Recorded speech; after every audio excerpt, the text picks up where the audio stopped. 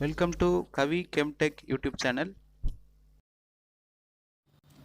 In our previous video, we discussed about the oxidation number for the simple molecules. In today's session, we are going to discuss about the average oxidation number. So, first of all, what is oxidation number? It is an imaginary number, imaginary charge left when all other atoms in the molecules are removed with their own charge. That is called as an oxidation number, also called as an oxidation state. So what is that average oxidation number? So for example, if we consider the molecule like H2O8,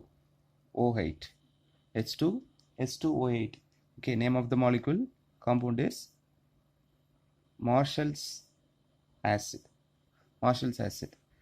With our conventional method, if you try to find out the oxidation number of the sulfur, how will you calculate?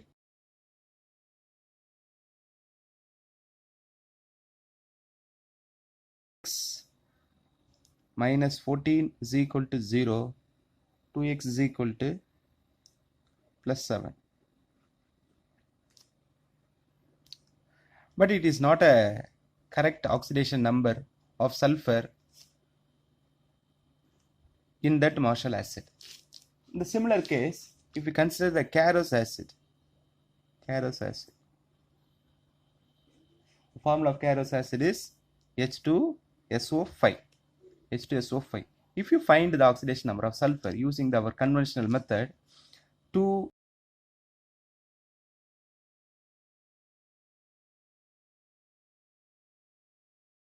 x is equal to plus 8. So it is also not a correct oxidation number of sulfur. Then how to find out the oxidation number of such molecules? Okay, that's what we are going to discuss in today's topic. Understand, that is what we called as an average oxidation number. Understand? So before we go into that, so let us discuss some common points. So for example, if two elements, suppose two similar elements A and A are bonded, okay, if you break this bond, neither atom, okay, will get any charge, both will possess 0 because it's a similar atom. Okay, in same way, if similar atoms are, whether it is singly bonded or doubly bonded or triply bonded, if you break such bonds, the atom will not get any charge, the atom will get only 0. In case two different atoms are bonded, among the two different atoms, the atom which possesses high electronegativity, okay, if you break the bond, so in case if we consider the B is more electronegative element, the B will have -1 and the A will have +1. Okay, in case if the double bond is present between the two different atoms, if you break such bonds, more electronegative atom will get -2 charge, the less electronegative atom will get the +2 charge. Similar in the case of triple bond, okay, the more electronegative atom will get the -3 and less electronegative atom will get the +3 oxidation state. Okay, so keep this mind. Now let us discuss the oxidation number of the other elements. Okay, so for example, simple molecules, as I said, it will be easy. For example, if you consider hydrogen, if you break this bond, both will get 0 oxidation state. In case of water, if you consider the water, you should write the structure of the molecule. Okay, the water structure is OHH. This is the structure of water molecule. Understand? So if you break such bonds, if you break like this, you know that which is the more electronegative among the two. Oxygen is more electronegative. So you are breaking a single bond, so it will get one minus, it will get one plus. Again you are breaking another bond, from this you are getting another minus, so it will become plus. So totally how many minus is there for this oxygen?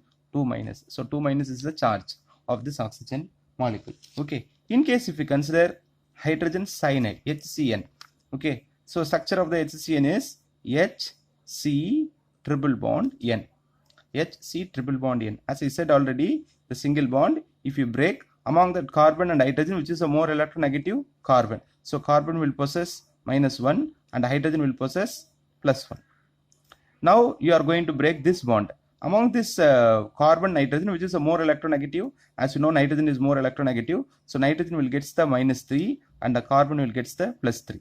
So for nitrogen oxidation number is -3, hydrogen oxidation number is +1.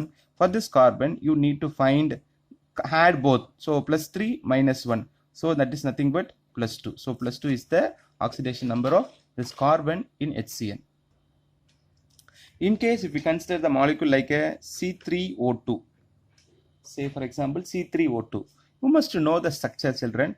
So C3, 3 carbon atoms will be bonded like this, doubly bonded, and 2 oxygen atoms are bonded like this. Okay, as I said already, if similar atoms are bonded, whether it is a singly bonded or doubly bonded or triply bonded, okay, when you break such bonds, you won't get any charge.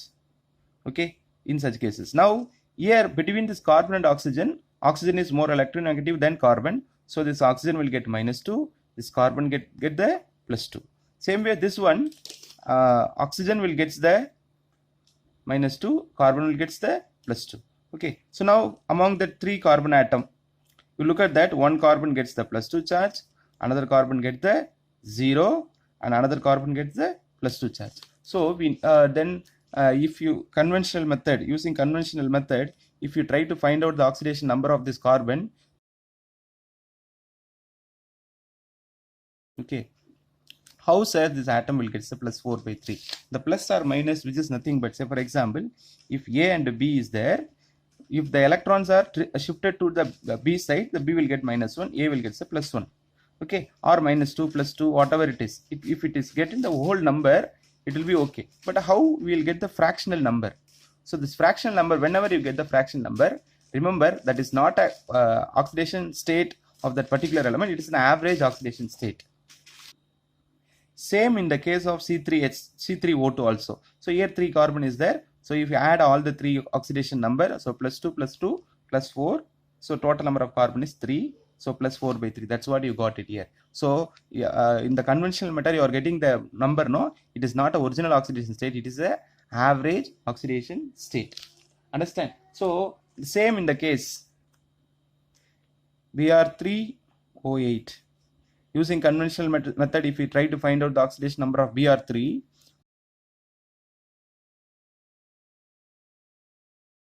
so remember it is an average oxidation number. Whenever you have more than one atom, okay, so if you find the oxidation number using conventional method, the result, the answer what you are getting is an average oxidation number. Okay, so how to find out the correct oxidation number? So you need to draw the structure.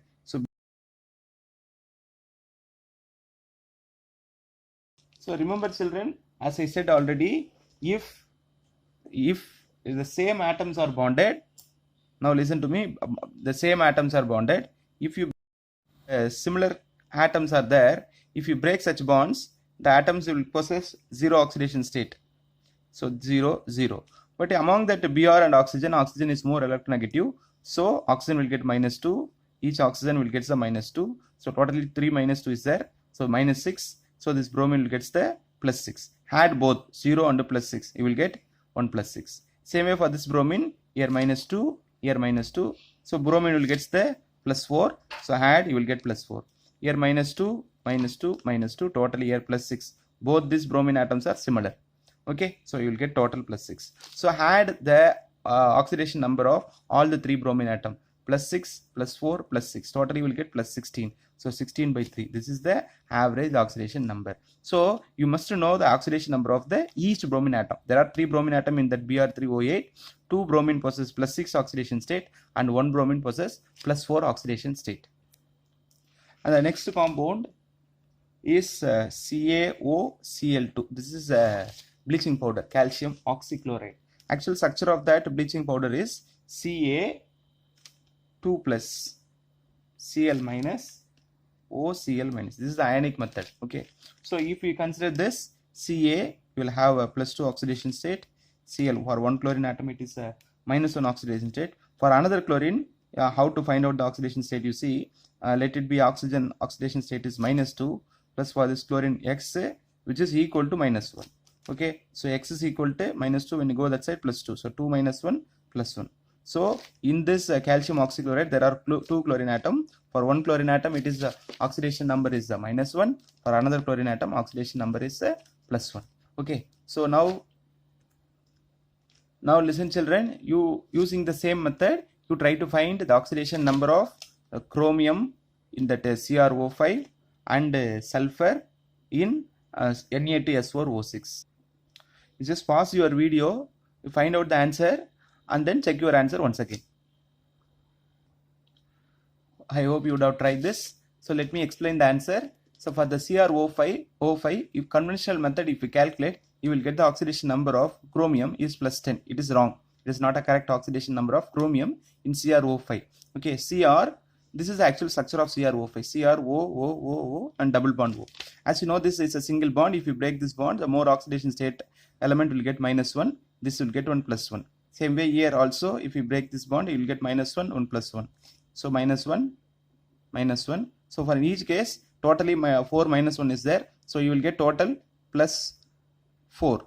Okay. For this double bond is there. So here it is -2. So it is plus 2. So if you add both plus 2 plus 4, you will get plus 6. So plus 6 is the correct oxidation number of chromium in CrO5. Come to this Na2S4O10. Using conventional method, if you calculate the 2.5, it is the average oxidation number. So by using this structure, if you find this similar molecule, you will get 0, 0 oxidation state. Okay, here also 0. But here, if you see, it's a -1, so it will be plus 1. Here -2, so plus 2, plus 2. So totally you will get plus 5. So for this sulfur also you will get plus 5. Okay, so for these two sulfur, 0, 0. If you add all the 4, okay, so plus 5, 0, 0, again plus 5, you will get total plus 10. Total number of sulfur is 4. So plus 10 by 4, that is 2.5 is an average oxidation number. Hope you would have enjoyed this video. Kindly put your like, subscribe our channel, and if you have any doubts, please put it in the comments box. Thank you. The next video we will discuss about the redox balancing.